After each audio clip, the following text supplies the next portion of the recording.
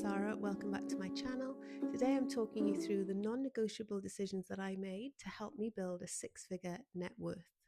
I went from being a shopaholic to somebody with a six-figure net worth, and hopefully you can put these steps in place to help you on your journey to financial freedom. Essentially, these things are things that I refuse to compromise on, and I ensure that I stick to them, and it helps me make my money work for me. Okay, so number one is have a budget.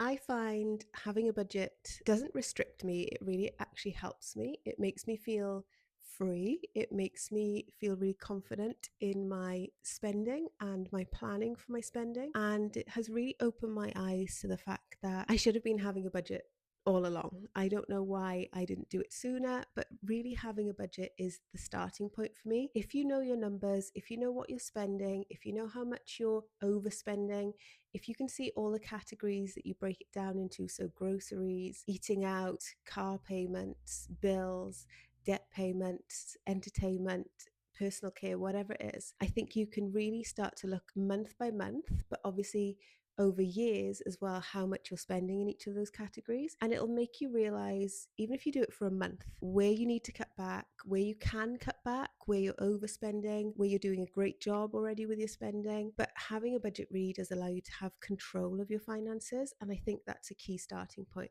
Got to write down all of your income, all of your expenditure, and work out where you go from there. With that is planning your spending. So when you have a budget, you allocate a certain amount every month to different categories of spending. So you know how much you're going to spend on groceries, how much you're going to spend on your car payment, how much your rent is, how much your bills are. And having the budget keeps you on track. It keeps you honest. I think share your budget with your partner or with your friends or with your parents or whoever it is, your roommate, and just talk to somebody about your budget. Make sure it's keeping you accountable and you are sticking to it. But the most important starting point for me is you've got to have a budget, really work hard to stick to that, and it will pay dividends in the end. Number two, you have to manage your dopamine. If you don't know what dopamine is, read about it. You can see so much about it on YouTube. There's so many videos on dopamine and how spending gives us this hit of dopamine and makes us feel better for a short period of time, but often we come crashing down after that. So as a former shopaholic, I definitely can relate to that. I was spending based on my feelings, based on my emotions. When I was bored, I was spending to find something and get that dopamine hit, and it becomes an addiction. It is like a drug, and you have to keep spending to keep getting that same hit. But what you often find is that the things that gave you that dopamine hit in the first place, so maybe it was buying a book, maybe it was buying a hand cream, you need to buy more, and you need to buy better, and you need to buy more often. So you need to manage your dopamine. You need to have some time out from shopping, maybe have a shopping free week where you don't buy anything other than your necessities like food and fuel for your car. Or paying your bills. Have a low buy year. That's what I'm doing. I guess I kind of live like that anyway. I'm low buy. That's kind of the ethos that I have at the moment. You could do a low buy month. There's plenty of people that are doing no buys. I think no buys are really difficult. It's not something I could do. I have tried no buys in the past and they haven't worked for me, but definitely low buys can be helpful. And even if it's just having a weekend where you cook at home, you don't go out and shop, you don't buy things from Amazon, you don't get food deliveries, because those are creating those dopamine hits for you. Find other ways to replace that. So go for a walk, exercise, talk to your friends, cook at home, watch a movie that you love. Find different ways to manage your dopamine so that you're not searching for that dopamine hit through your shopping. Aligned to that is impulse spending. So with the dopamine comes the impulsive need to spend. And there are two questions I ask myself now before I buy anything. And they are, do I need it?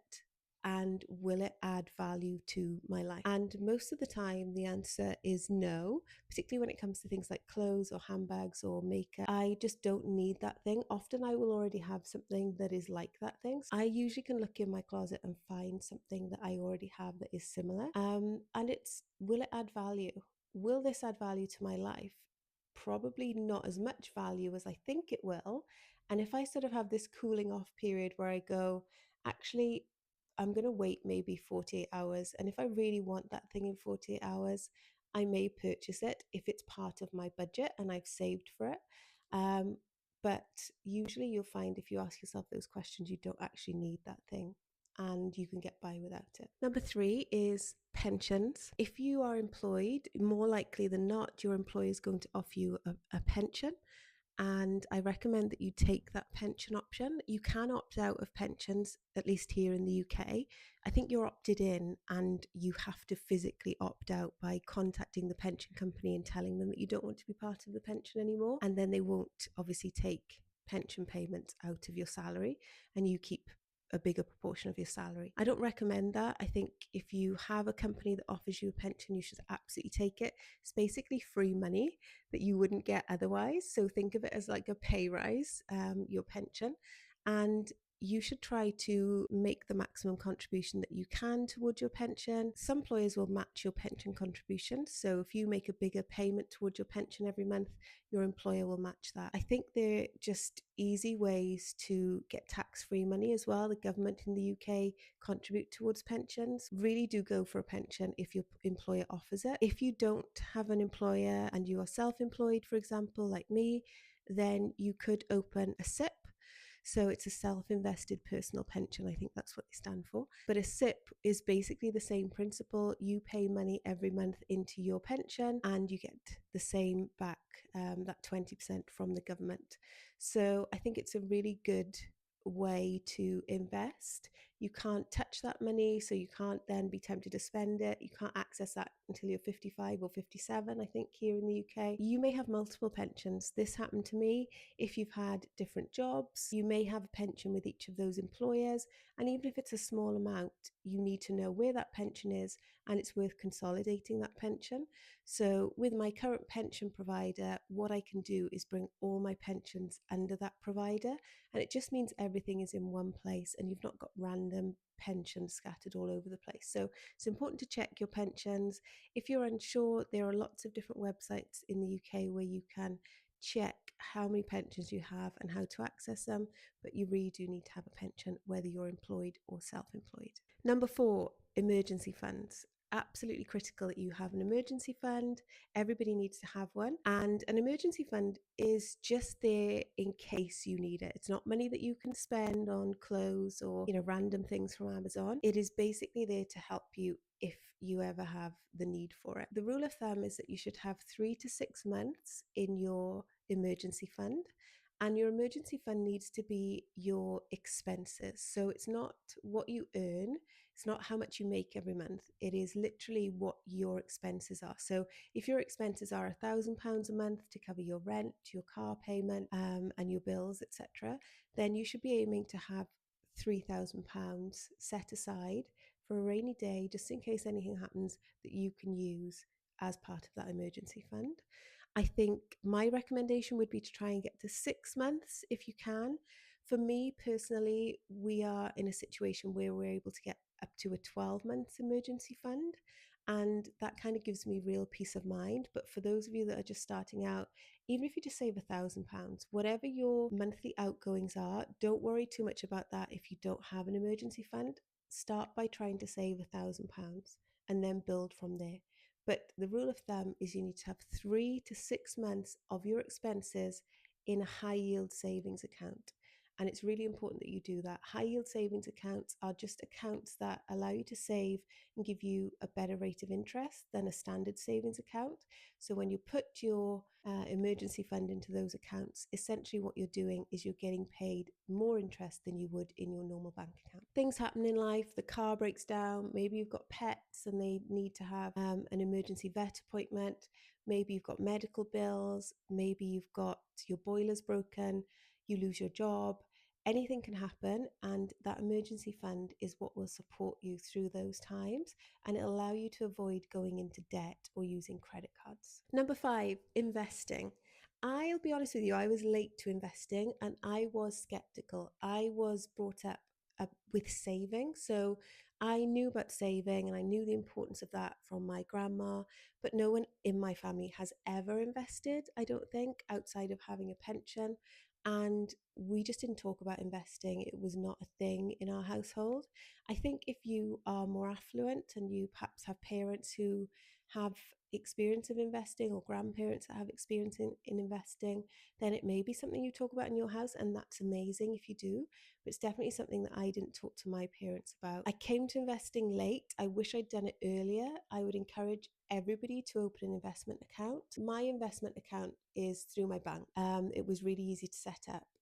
I would encourage you to talk to a financial advisor or talk to somebody at your bank or do your research and find out what investments are best for you. I'm not a financial advisor, so this is not financial advice, by the way. This is just me sharing how I got to accumulate a six-figure net worth. These things are not necessarily going to work for you, but I think they are good advice. But I'm not a financial advisor, so I'm not going to give you advice on investments.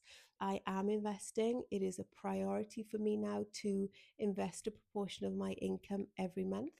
And I am seeing those investments grow, which is great. Even if we get to a position where the market has a downturn, I will continue to invest. I will not be pulling my money out. Investments are for the long term. So you don't really want to have money invested that you need today. But once you've built that emergency fund that we talked about and you've got your savings in place, you can then start to think about investing.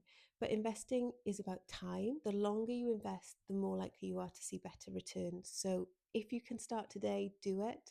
But you must start to look at investing. It is how wealthy people stay wealthy, and it's how the majority of people become wealthy. Number 6, have a side hustle or a second job. So most of my life, I have had more than one job, and I'm pretty proud of that, to be honest. I think it's only recently that I have sort of had one job. I've usually had 2 jobs, if not 3 jobs, throughout my life. So I'm used to grinding and I'm used to the side hustle. And I think it gives you an extra layer of comfort, because if you were ever to be made redundant or anything happened and there was an issue with your employer, you've also got something else on the side that is enabling you to bring in money. And I think that is really important. Whether it is starting a YouTube channel, being a creator on social media, working in a coffee shop, doing Uber driving, doing Deliveroo, having an Etsy store, coaching football, whatever it is, if you have a talent and you can earn money from that talent, then do it, because having a second income is really important. It allows you to fast track things like savings and emergency fund savings.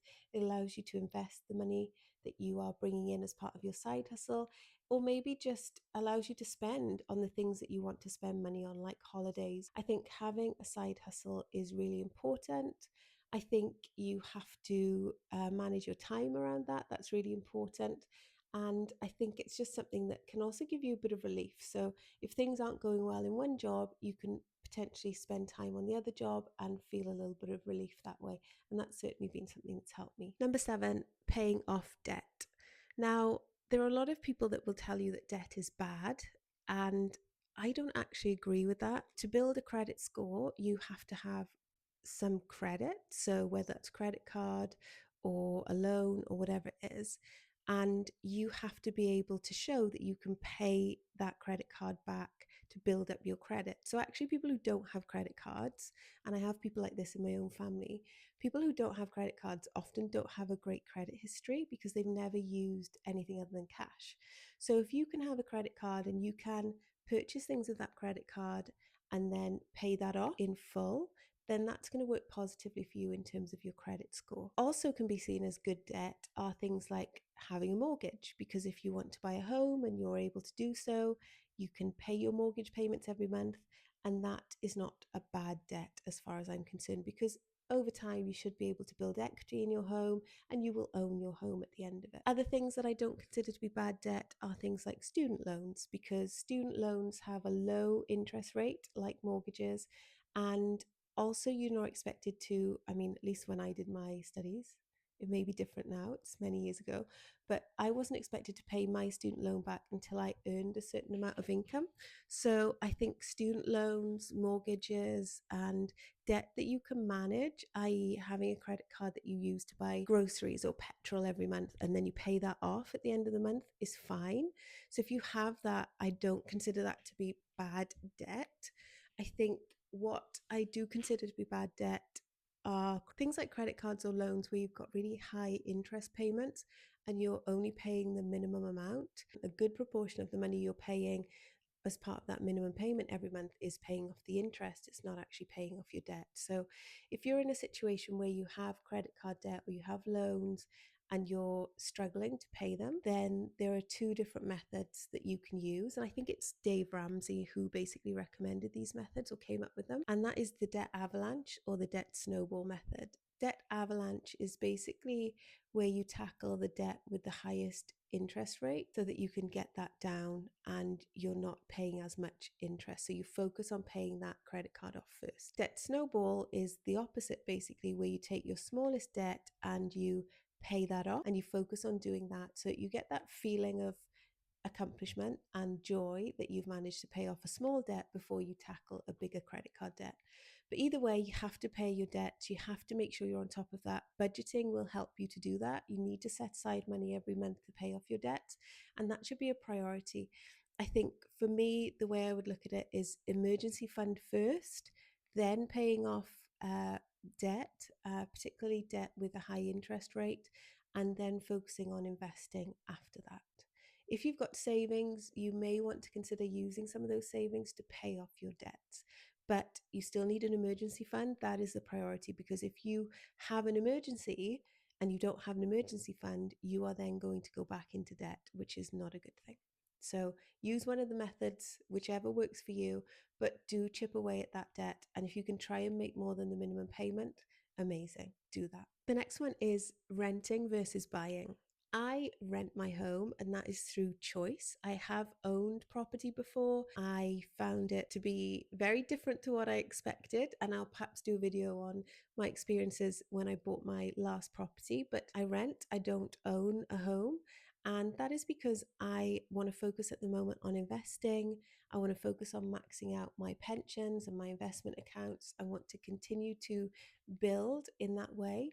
We have a good proportion of savings, and at the moment I just don't want to put those savings towards a deposit for a house. I'm really comfortable renting. I think that is sensible for us at the moment. You may have a different opinion. You may own your home, and that's amazing. I'm not saying home ownership is bad. I have owned homes and I really enjoyed being a homeowner. There were some ups and downs, but ultimately it's not something that I'm prepared to get into again financially at the moment. It's not a goal of mine at the moment. And as I said, investing in my pensions and in my investment accounts are where I want to focus at the moment. So you need to make the decision that's right for you. If you own your own home, that's amazing. A lot of people are feeling the pinch at the moment and are not enjoying home ownership. I think rent prices are, have probably steadied at the moment. They are still high, but I think they're stabilizing. So it doesn't always make sense to buy a home. You need to run the numbers. You need to make sure you know exactly how much it's going to cost you. There are often lots of hidden costs, which I found out when I bought my house. But essentially, you need to know how much it's going to cost you. If you have the money and you are going to stay in that home for sort of 10 years plus, home ownership might be right for you. But if you don't have the money and you're not prepared to pay all those hidden costs, it is going to be more expensive than you think it's going to be, then probably renting is the right thing for you. Number 9, bank accounts that you need. So I have a number of different bank accounts. A current account, which is just where my salary goes into and where my bills come out of.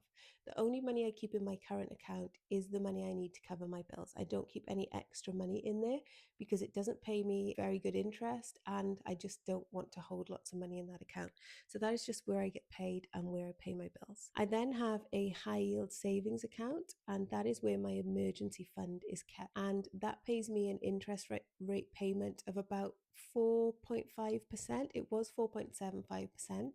And that account is with Atom. I think it's gone down again recently, but yeah, anywhere between 4 and 5% is good for a high yield savings account. So you need a high yield savings account, and that's where you need to put your emergency fund. I also have other savings accounts which I keep smaller amounts in, and they are what I would call sinking funds.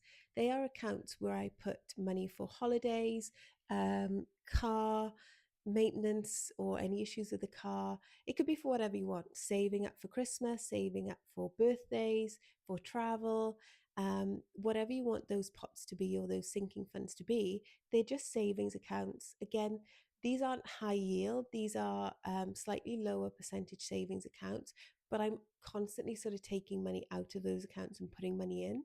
So I'm not that concerned about the interest rate with those accounts. The bulk of my money is in my high yield savings account.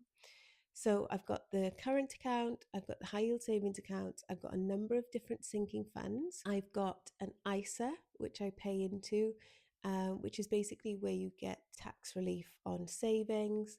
And my ISA is, I think I'm fixed with that. So I get a good interest rate with that, but I've got my sort of money locked in there for a year, which is quite nice because it means I can't touch that money. I've also got an investment account, and I think that's it. So yeah, high yield savings account, a current account, sinking funds, investment account, and an ISA. What I make sure I do with my current account, so where my bills are paid, is that everything is by direct debit. I don't have anything where I have to manually make a payment. I recommend that you automate your savings. I recommend that you automate all of your bill payments, automate your investment payments if you can, so that everything goes out on a set day every month and you don't see that money.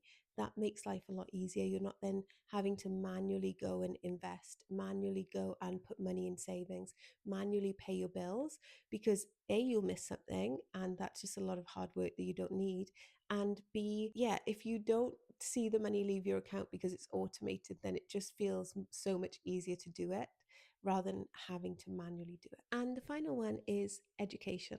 So I really only got financially savvy when I started to consume finance content. So listening to podcasts, watching things on YouTube, following finance creators on social media, following people who had written books about finance, people like Ramit Sethi, Dave Ramsey, The Financial Feminist, Break Your Budget. There are so many. I started to read a book called The Psychology of Money, I think it is. I'll put a pic of the book here so you can have a look at it. But essentially, reading that book changed the way I thought about money. So educate yourself, understand what it is to have financial freedom, understand what your goals are, consume information that is going to help you on your journey to building your financial freedom and building your own wealth. That is really important. I stopped following creators that just talk about handbags and shopping and consuming all the time, and I replaced that with people who were going to give me useful advice that I could bring into my everyday life to create financial freedom for myself. So those are the 10 habits that took me from overspending to building a six-figure net worth. I really hope that you enjoyed this video. I'd love to hear the things that you're putting in place to help yourself on your way to financial freedom. Tell me if you have a six-figure net worth, how you got there. If you're building towards that, amazing. How did you get there? If you've got more than that, even better. How did you get there? And I'll see you in the next video. Please like and subscribe, and thank you for watching. See you in the next one.